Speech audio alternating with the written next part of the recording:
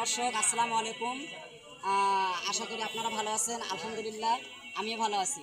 তো প্রিয় দর্শক, আমি এই মুহূর্তে আছি ফুলবাড়ি উপজেলার 1 নম্বর এলুবাড়ি ইউনিয়নের জলপাতলি বাজারে। তো প্রিয় দর্শক দেখুন, আমি এই মুহূর্তে একটা মাছের দোকানে দাঁড়িয়ে আছি, আবার সবজি দোকানের পাশে দাঁড়িয়ে আছি। তো প্রিয় দর্শক, এই যে ওনারা যে ব্যবসা করতেছে, ছোটোখাটো ব্যবসা করতেছে, তো আমি চাচাদের চাচার মুখে জানতে চাইবো যে চাচার ব্যবসা কেমন হয়। চাচা কেমন থাকে?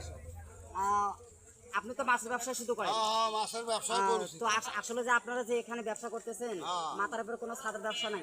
নাই, কোনো সাত বার নাই। পানি হলে মুশকিল সমস্যা, দৌড়াদৌড়ি করে যাওয়া হয়, মাছ ধুয়ে পালবা হয়। হ্যাঁ, তো এখন খুব সমস্যা হয়ে পড়ে না? খুব সমস্যা, বেচা কিনেও সেনকে নাই।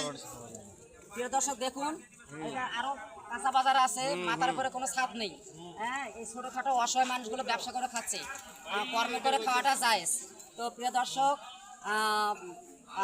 আমি সরকার কাছে আহ্বান জানাবো যে এই যে ছোটোখাটো আমাদের জলপাতলি বাজারে ব্যবসা করতেছে, হ্যাঁ, তারা যে ঝড় বৃষ্টি আসার সময় এই দোকানপাট থুয়ে তারা চলে যায়, তাদের অনেক ক্ষয়ক্ষতি হয়, ব্যবসার ক্ষয়ক্ষতি হয়, পাশাপাশি তাদের এই যে মাছের ক্ষতি হয়, দোকানের ক্ষতি হয়।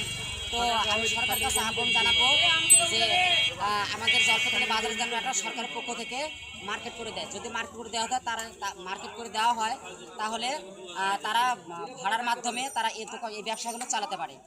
তো এই কথাগুলো যদি বিবেচনা করে মাননীয় প্রধানমন্ত্রী দেখেন, তাহলে খুব ভালো হয়। এই সাধারণ মানুষগুলোর জন্য খুব উপকার হয়। তো আমার ভিডিওটা যদি ভালো লেগে থাকে, অবশ্যই ফলো করে দিবেন, পাশাপাশি শেয়ার করে দিবেন।